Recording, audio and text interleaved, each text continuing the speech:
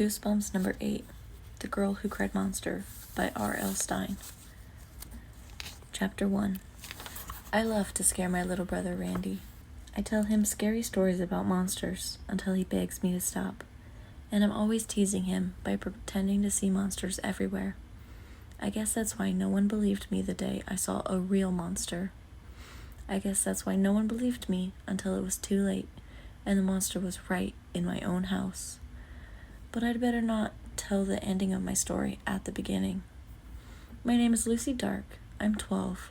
I live with my brother Randy, who is 6, and my parents in a medium-sized house in a medium-sized town called Timberland Falls. I don't know why it's called Timberland Falls. There are a few forests outside of town, but no one cuts the trees down for timber, and there aren't any falls. So, why Timberland Falls? It's a mystery. We have a red brick house at the end of our street. There's a tall, overgrown hedge that runs alongside of our house and separates our yard from the Killeen's yard next door. Dad's always talking about how he should trim the hedge, but he never does. We have a small front yard and a pretty big backyard with a lot of tall, old trees in it. There's an old sassafras tree in the middle of the yard. It's cool and shady under the tree. That's where I like to sit with Randy when there's nothing better to do, and see if I can scare the socks off of him. It isn't very hard. Randy scares easy. He looks a lot like me, even though he's a boy. He's got straight black hair just like me, only I wear mine long. He's short for his age, like me, and just a little bit chubby. He has a round face, rounder than mine, and big black eyes, which really stand out since we both have such pale white skin. Mom says Randy has longer eyelashes than mine, which makes me kind of jealous. But my nose is straighter, and my teeth don't stick out as much when I smile, so I guess I shouldn't complain. Anyway, on a hot afternoon a couple of weeks ago, Randy and I were sitting under the old sassafras tree, and I was getting ready to scare him to death. I really didn't have anything better to do. As soon as summer came around this year and school let out, most of my really good friends went away for the summer. I was stuck at home, and so I was pretty lonely. Randy is usually a total pain, but at least he has someone to talk to, and someone I can scare. I have a really good imagination. I can dream up the most amazing monsters, and I can make them sound really real. Mom says with my imagination, maybe I'll be a writer when I grow up. I really don't know about that. I do know that it doesn't take a whole lot of imagination to frighten Randy. Usually all I have to do is tell him there's a monster trying on his clothes upstairs in his closet, and Randy turns even whiter than normal and starts shaking all over. The poor kid. I can even make its teeth chatter. It's unbelievable. I leaned back against the smooth part of the tree trunk and rested my hands on the grass and closed my eyes. I was dreaming up a good story to tell my brother. The grass felt soft and moist against my bare feet. I dug my toes into the dirt. Randy was wearing denim shorts and a plain white sleeveless t-shirt. He was lying on his side, plucking up blades of grass with one hand. "Did you ever hear about the Timberland Falls toe biter?" I asked him, brushing a spider off my white tennis shorts. "Huh?" He kept pulling up blades of grass one by one, making a little pile.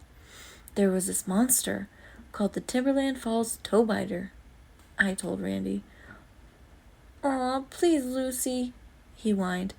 "You said you wouldn't make up any more monster stories." "No, I'm not," I told him. "This story isn't made up, it's true." He looked up at me and made a face. "Yeah, sure."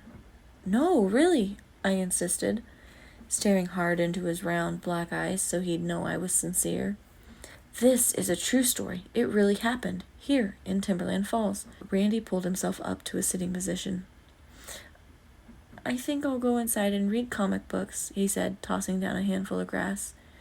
Randy has a big collection of comic books, but they're all Disney comics and Archie comics because the superhero comics are too scary for him. The toe biter showed up one day, right next door, I told Randy. I knew once I started the story he wouldn't leave. "At the Killeen's?" he asked, his eyes growing wide. "Yeah. He arrived in the middle of the afternoon. The toe biter isn't a night monster, you see. He's a day monster. He strikes when the sun is high in the sky, just like now." I pointed up through the shimmering tree leaves to the sun, which was high overhead in a clear summer blue sky. "A day monster?" Randy asked. He turned his head to look at the Killing's house, rising up on the other side of the hedge. "Don't be scared. It happened a couple of summers ago." I continued.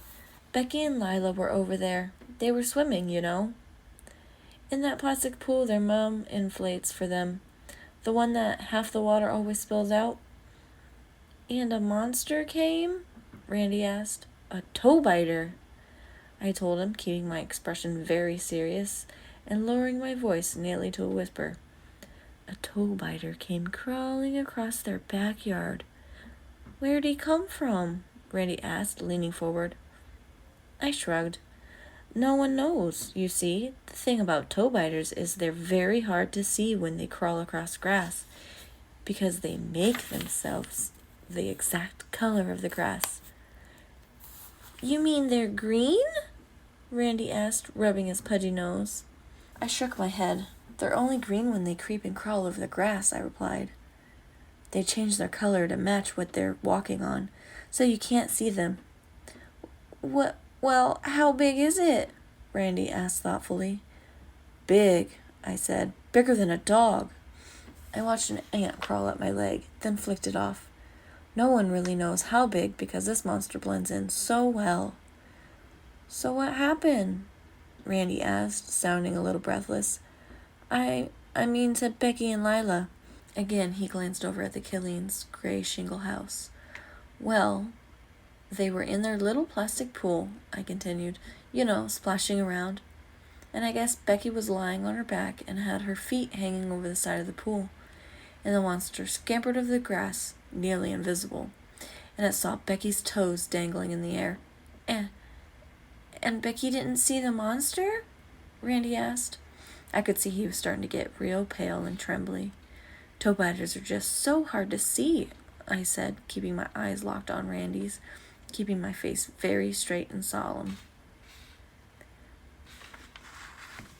I took a deep breath and let it out slowly, just to build up suspense. Then I continued the story.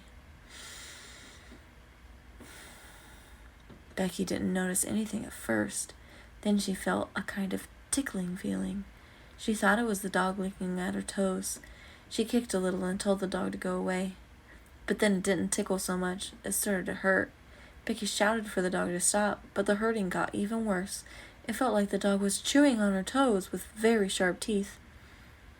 It started to hurt a whole lot, so Becky sat up and pulled her feet into the pool, and when she looked down at her left foot, she saw it. I stopped and waited for Randy to ask. "What?" he asked finally in a shaky voice. "What did she see?" I leaned forward and brought my mouth close to his ear. "All the toes were missing from her left foot," I whispered. "No!" Randy screamed. He jumped to his feet. He was as pale as a ghost, and he looked really scared. "That's not true!" I shook my head solemnly. I forced myself not to crack a smile. "Ask Becky to take off her left shoe," I told him. "You'll see." No, you're lying, Randy wailed. "Ask her," I said softly, and then I glanced down at my feet, and my eyes popped wide with horror. Randy! "Look!"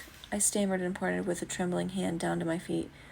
Randy uttered a deafening scream when he saw what I was pointing at. All the toes on my left foot were missing.